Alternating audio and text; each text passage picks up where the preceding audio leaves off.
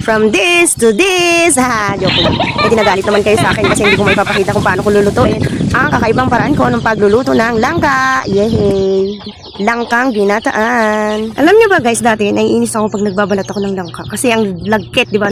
Tapos ang dikit nung dagta niya, kaya yan. Ang paraan lang pala, maglalagay ka ng langis sa kamay, tapos yung gagamitin mong kutsilyo ay lagyan mo na rin siya ng langis. Para yung dagta hindi masyadong kumapit sa kamay mo at saka sa kutsilyo din na gagamitin mo. Ayan yung sinasabi ko guys na dagta niya.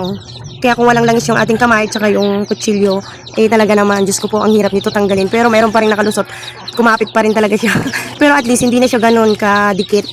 Matatanggal mo na lang siya agad kapag tapos ka lang maghiwa-hiwa. Ayan. Saka lang ako makakaginhawa nito kapag nakasalang na. Tapos guys, sa langka, tatanggalin nyo yung parting yon, yung walang laman. Ang kukunin lang natin mismo, yung mismong laman nung langka. Aba, ang gulo ko, di ba? Sana naintindihan nyo na naman ako. Ang ibig ko sabihin guys, yung matigas na parting yan, yung aking hinihiwa. Hay, sa wakas natapos din ako. So, nilalagyan na nga ng aking chikiting ng tubig para atin ng isasalang. Kasi ilalaga muna natin siya para lumambot. Kasi hindi din siya maganda kapag dinirekta mo na siyang lutuin agad, nalagyan mo ng gata. Kasi mahihilaw, mas magandang ilaga mo muna para lutong-luto yung langka. Yung hirap na ako sa buhay, pero pinahihirapan pa rin ako ng niyog na to. Oh my God, nagigigil ako talaga dun sa balat nito. Ang hirap tanggalin. Ang tigas ng pagkakapit niya. Pero maganda sa niyog, kapag mag-i-stack ka, mag-iiwan ka talaga ng balat niya dun sa mismong, yung sa pinakamata niya.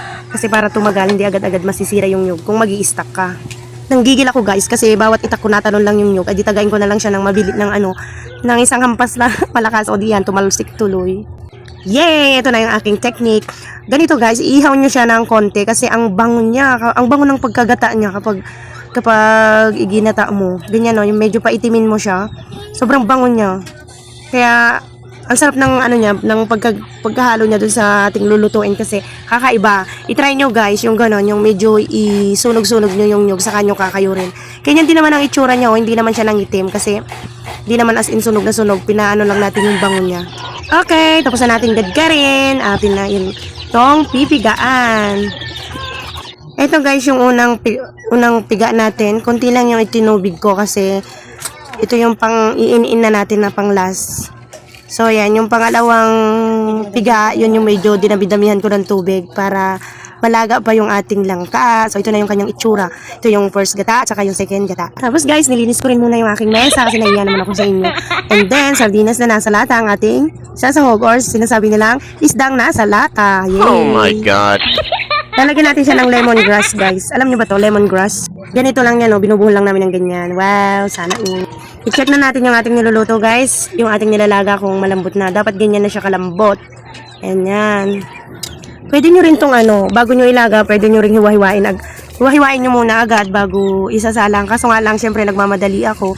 Kaya nilaga ko na muna siya ng buo. At saka ako nai-stress dun sa mga dumikit sa kamay ko. At saka sa mga kutsilyo, hindi ako makakilos. Kaya sinalang ko na lang agad siyang nilaga. Okay, malapit na tayo sa katotohanan. Naggigisa na nga ako dyan. So, baka naman, malapit na tayong matapos. Hindi ka pa nakapag-like and subscribe sa aking channel. Wow, baka pwede naman. Pa-click na. At then, mag-comment po ha kung ano susunod nating lulutuin. Sana nai-enjoy nyo ang aking mga cooking vlogs with tips na aking mga ginagawa. So, yun lang guys. Maraming salamat sa inyong talaga, sa inyong support at sa walang sawang support sa akin. Thank you so much. So, ito na nga. Malapit na tayo sa katotohanan. Andyan ka muna. Pakitapos naman ang aking video. Namilit. Problema ko para sa